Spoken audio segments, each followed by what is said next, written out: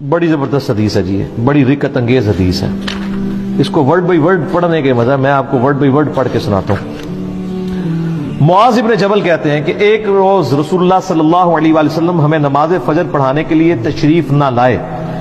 قریب تھا کہ ہم سورج کے طلوع ہونے کا مشاہدہ کر لیتے، یعنی بالکل سورج طلوع ہونے کے قریب تھا. پھر آپ صلی اللہ علیہ وآلہ وسلم بہت تیزی سے تشریف لائے، چنانچہ نماز کے لیے اقامت کہی گئی اور نبی علیہ السلام نے بڑی مختصر سی نماز فجر پڑھائی. جب آپ صلی اللہ علیہ وآلہ وسلم نے سلام پھیرا تو بآواز بلند فرمایا اپنی جگہوں پر ایسے ہی بیٹھے رہو.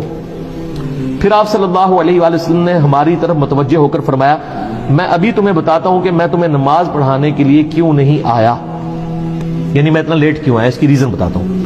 میں رات کو بیدار ہوا، وضو کیا، جس قدر مقدر میں تھا میں نے نماز پڑھی. مجھے نماز میں اونگ آنے لگی حتیٰ کہ وہ مجھ پر غالب آ گئی. تب میں نے اپنے رب کو بہترین صورت میں دیکھا خواب کے اندر. کائنات میں ایک ہی ہستی ہے جس نے اللہ کو دیکھا ہے، وہ نبی علیہ السلام ہے، اور وہ بھی خواب میں. ہاں جنت میں سب لوگ دیکھیں گے لائیو انشاءاللہ جیسا کہ اس کی شان کے لائق ہے. تو کہتے ہیں میں نے اپنے رب کو بہترین صورت میں دیکھا، چنانچہ میرے رب نے مجھ سے فرمایا محمد صلی اللہ علیہ وسلم. میں نے عرض کیا میرے رب میں حاضر ہوں. فرمایا فرشتے کس چیز کے بارے میں بحث و مباحثہ کر رہے ہیں؟ میں نے عرض کیا میں نہیں جانتا. یعنی خواب میں انہوں نے دیکھا کہ فرشتے کو آپس میں گفتگو کر رہے ہیں، لیکن نبی علیہ السلام کو آواز نہیں آ رہی تھی، صرف ان کی آپس میں بحث و تکرار نظر آ رہی تھی. تو کہتے ہیں میں نے کہا یا اللہ میں نہیں جانتا. اللہ تعالیٰ نے 3 مرتبہ ایسے ہی فرمایا. پھر آپ صلی اللہ علیہ وآلہ وسلم نے فرمایا میں نے اپنے رب کو دیکھا کہ اس نے اپنا ہاتھ میرے کندھوں کے درمیان رکھا حتیٰ کہ میں نے اس کے انگلیوں کے پوروں کی ٹھنڈک اپنے قلب اور سینے میں محسوس کی. یعنی یہ ہاتھ جیسا کہ اس کی شان کے لائق ہے، دونوں شانوں کے درمیان رکھا تو میں نے اپنے سینے میں اپنے رب کے ہاتھ کی ٹھنڈک محسوس کی اور میرے سامنے ہر چیز واضح ہو گئی اور میں نے پہچان لیا. یعنی وہ جو فرشتوں والا معاملہ تھا وہ غیبی خبر اللہ تعالیٰ نے ٹرانسفر کر دی. پھر اب اللہ تعالیٰ نے دوبارہ پوچھا محمد، میں نے عرض کیا میرے رب میں حاضر ہوں. فرمایا مقرب فرشتے کس چیز کے بارے میں بحث کر رہے تھے؟ میں نے عرض کیا گناہ مٹا دینے والے اعمال کے بارے میں. تو اللہ نے فرمایا کہ محمد وہ کیا ہیں؟ میں نے عرض کیا جو کچھ اب فرشتوں والا علم حضور صلی اللہ علیہ وسلم کو بھی ٹرانسفر ہو گیا کہ باجماعت نماز پڑھنے کے لیے پیدل چل کر جانا. یہ گناہ مٹا دینے والے اعمال ہیں جو سورۃ الانعام میں سورہ طٰہٰ کے اندر آتا ہے نا کہ جو گناہ ہے وہ نیکیاں جو ہیں گناہوں کو مٹا دیتی ہیں. تو یہ سورہ ہود کے اندر نیکیاں گناہوں کو مٹا دیتی. تو وہ کون سی نیکیاں ہیں؟ پیدل نماز کے لیے چل کے جانا، نماز کے بعد مسجد میں ہی بیٹھے رہنا، یہ دوسری نیکی. ناگواری کے باوجود اچھی طرح مکمل وضو کرنا، یعنی سردیوں میں تکلیف اٹھانی پڑتی ہے، ظاہر ہے آپ اگر صحیح کامل وضو کرتے ہیں. فرمایا پھر وہ کس چیز کے بارے میں بحث کر رہے تھے؟ میں نے عرض کیا درجات کے بارے میں.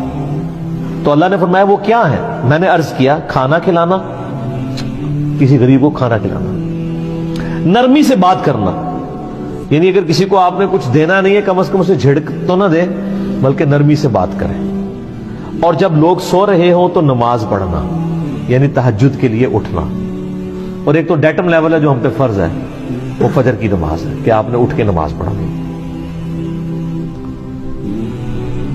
تو پھر اللہ تعالیٰ نے فرمایا یہ سر وہ کلائمیکس ہے. اللہ تعالیٰ نے فرمایا اے محمد کچھ مانگنا ہے تو مانگ لو.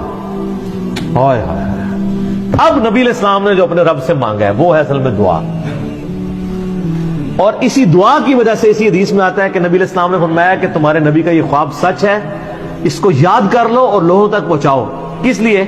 کہ سبحان اللہ کہیں، اس لیے کہ جو میں نے مانگے نا وہ بھی اپنے رب سے مانگے.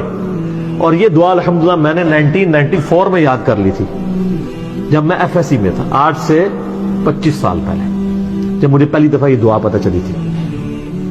اللہم انی اسألک فعل الخیرات وترک المنکرات وحب المساکین وان تغفر لی وترحمنی واذا اردت فتنة فی قوم فتوفنی غیر مفتون واسألک حبک وحب من یحبک وحب عملی یقربنی الی حبک.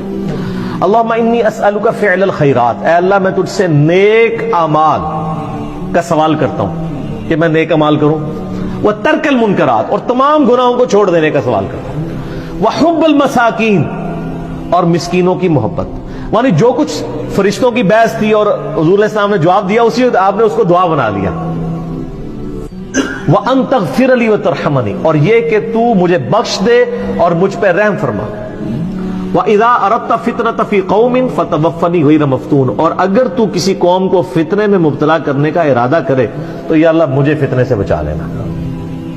لوگ تو کہتے ہیں نا جی وہ اللہ تعالیٰ سے یہ دعا نہیں کرنی چاہیے، اللہ تعالیٰ سے کہنا چاہیے صبر مانگنا چاہیے، نہ، اللہ تعالیٰ سے پہلی دعا یہ کرنی چاہیے کہ اللہ تعالیٰ ہمیں فتنے میں مبتلا ہی نہ کر، اور اگر تو نے میری ڈیسٹنی میں لازمی رکھا ہے اس آیت کے تحت کہ وَلَنَبْلُوَنَّكُمْ بِشَيْءٍ مِّنَ الْخَوْفِ، تو پھر اگر مجھے یہ کرنا چاہتا ہے تو پھر مجھے ثابت قدم رکھ۔ پہلی دعا یہ ہے وَإِذَا أَرَدْتَ فِتْنَةَ فِي قَوْمٍ فَتَوَفَّنِي غَيْرَ مَفْتُونٍ، اے اللہ مجھے فتنوں سے بچانا۔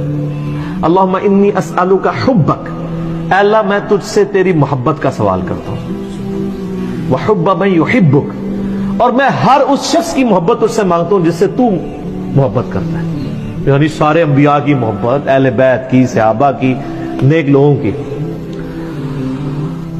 اللہم انی اسألک حبک وحب من یحبک وحب عمل یقربنی الی حبک، اور میں اللہ ہر اس عمل کی محبت تجھ سے مانگتا ہوں جو مجھے تیرا قرب عطا کر دے، یعنی میرا ہر عمل ایسا ہو کہ جو مجھے تیرے قریب کر دے۔ ایک تو وہ دعا ہے نا ابو داؤد کے اندر، سنن نسائی میں، کہ معاذ ابن جبل ہی کو نبی علیہ السلام فرمایا تھا اے معاذ میں تجھ سے محبت کرتا ہوں، ان کے یا رسول اللہ میں بھی کرتا ہوں، تو فرمایا معاذ یہ دعا کبھی نہ چھوڑنا، ربی اعنی علی ذکرک و شکرک و حسن عبادتک، یہ وہی دعا ہے، اے اللہ میں تیری مدد چاہتا ہوں تیرا ذکر کرنے پر، شکر ادا کرنے پر، اور اچھے طریقے سے عبادت کرنے کی۔